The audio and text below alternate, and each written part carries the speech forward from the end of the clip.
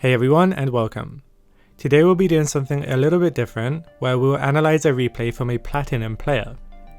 The aim of this guide is to pinpoint common mistakes that are made in low elo that isn't top challenger to contrast the usual dailies that we serve you from players at the highest level. In doing this, you should over time be able to more easily identify mistakes that you are making in your own games via watching others make mistakes as we analyze what can be done better. So this time we're going to be analysing the Platinum Orianna versus an Ahri, but regardless of if you don't play these champions, you will learn stuff from the isolated bad habits that we see all the time at lower ranks. So jumping into it, Orianna is up against Ahri. Both are mid-range control mages, though Ahri is kind of a hybrid assassin. Their range is about even, but Ahri has a slight advantage by around 60 range on her Q. For damage, Ahri does more if she lands everything, but it's more difficult for her to land the damage than for Orianna because Ori doesn't have to deal with minion blocks, and Ori's spells are a lower cooldown, so she can look to trade more. For wave clear, they're about equal. Ahri's spells deal more damage to the wave, but have a longer cooldown than Ori's, so they even out.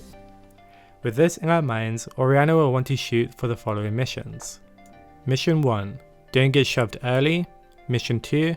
Pressure Ahri when her spells are down. Mission 3. Stay healthy and play it quite safe.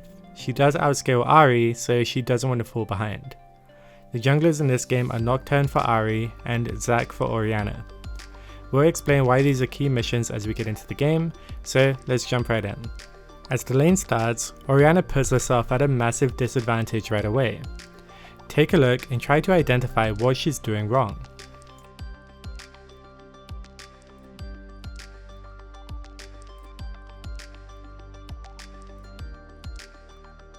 Alright, so rolling it back, and the major mistake Orianna is making here is not using her Q on the wave immediately.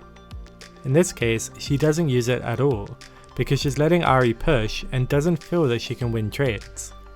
If Orianna had walked up through the middle here and hit a Q on 4 to 6 minions, then the initial moments of this lane would look entirely different.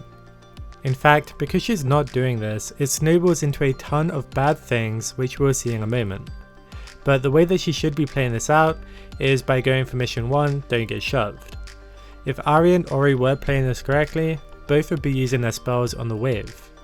And to clear any doubts that you may have, yes, if Orianna was standing around here to hit a value Q on the whole wave, she would actually be vulnerable to allowing Ahri to getting a value Q on the wave and Orianna.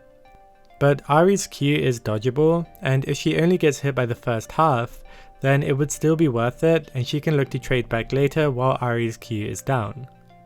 Moving on, we see Orianna take a ton of damage from Ahri's first Q. This looks way worse than it is, and what Orianna is trying to do is stay maximum range from Ahri's Q so that she can outrange it as Ahri fires it. It's just a small misplay for dodging skill shots, and the huge misplay here is not pushing the wave harder. Speeding it up, Orianna's game plan is clearly to let Ahri push, and she isn't contesting the wave, she's just auto attacking and scoring last hits. Here Ahri goes for the same Q onto Ori, but she actually dodges it this time, which is clearly what she was trying to do earlier, and it is a fine way to dodge. Though Ahri really should just be using her Q on the wave and hard shoving, as Orianna is not contesting. So now that Ahri's Q is down, what would you do here as the Orianna? What Orianna should do now is evaluate the state of the lane. Because she's already giving up pushing, she should walk right up to Ahri and Q auto trade with her to get value from dodging her Q. It wouldn't be the right call to try and contest the push since the wave is too big now, but she can work on getting a health advantage. Let's take a look.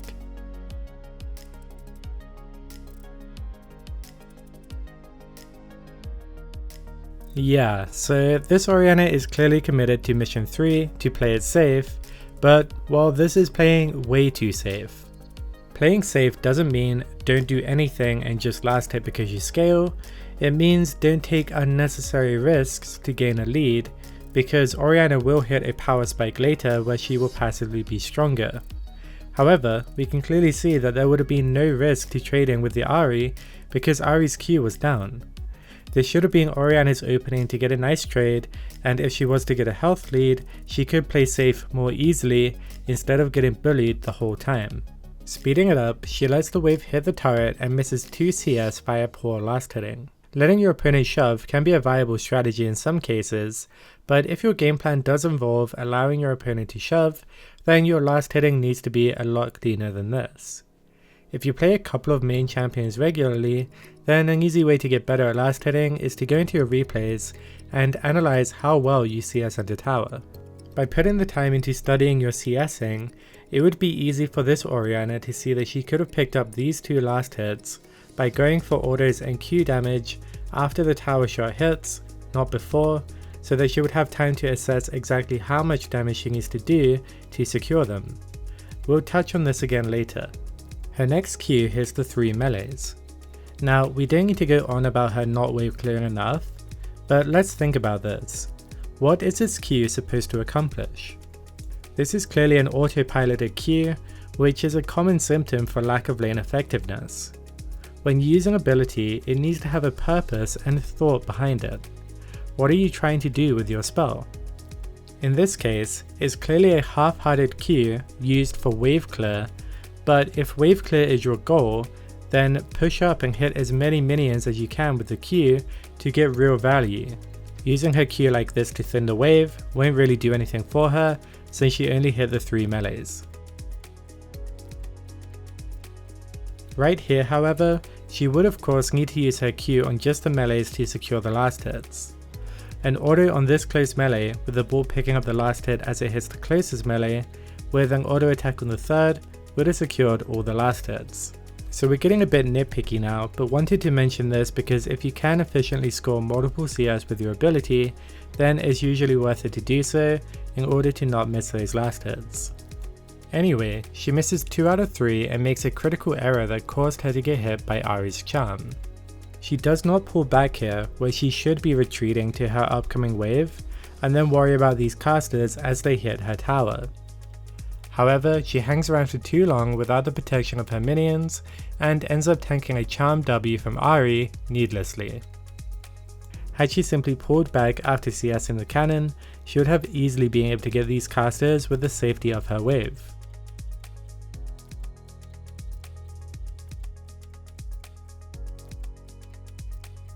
So far, she's certainly not executing mission 3 and is losing a lot of health, because she's playing too passive and making silly mistakes.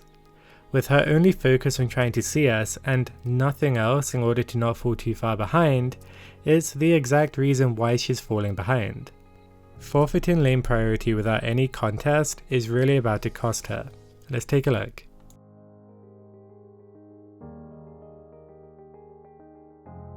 Yeah, even though she was pretty quick at following the Ahri, the result is that Ahri arrived to that fight first and scored a free kill.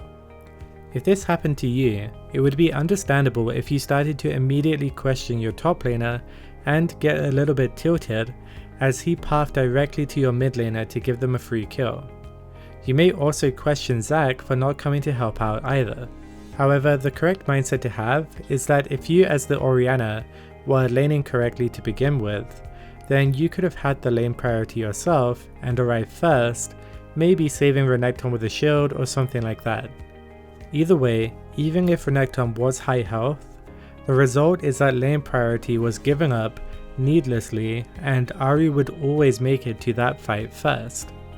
Anyway, moving on, we'll see Orianna scoring CS and playing a bit more pushed up and aggressive, perhaps fueled by her mana advantage or feeling like she needs to get work done now that Ahri's a kill up. Either way, she's starting to play better by looking for trades when Ahri's spells are down while contesting her push. Zac then goes for a gank onto the Ahri,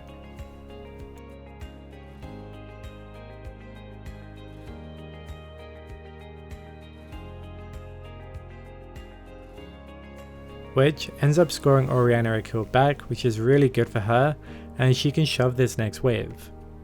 Alright, now we're done with the teaching part of this video, but let's find out what happened next before we get into today's takeaways. Orianna ended up getting a nice ambush onto Ahri's retreat from a room.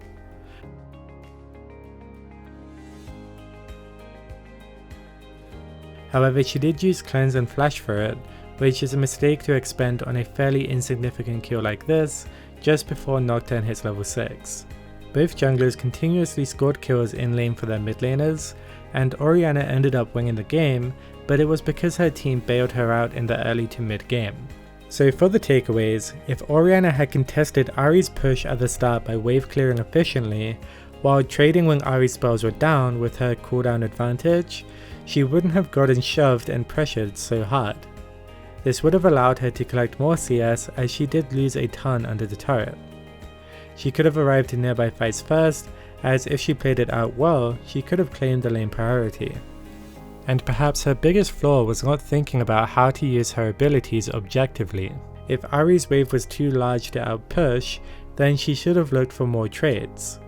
But Ahri's wave shouldn't have gotten so big so early in the first place had Orianna contested the wave efficiently. Alright, so that's it for this one. Did you like this low elo review? Let us know how you like this versus our Smurf games, as we're trying to increase our volume of low elo focused dailies to mix in with the ones that we use of pro players. Thanks for watching, and we'll catch you next time.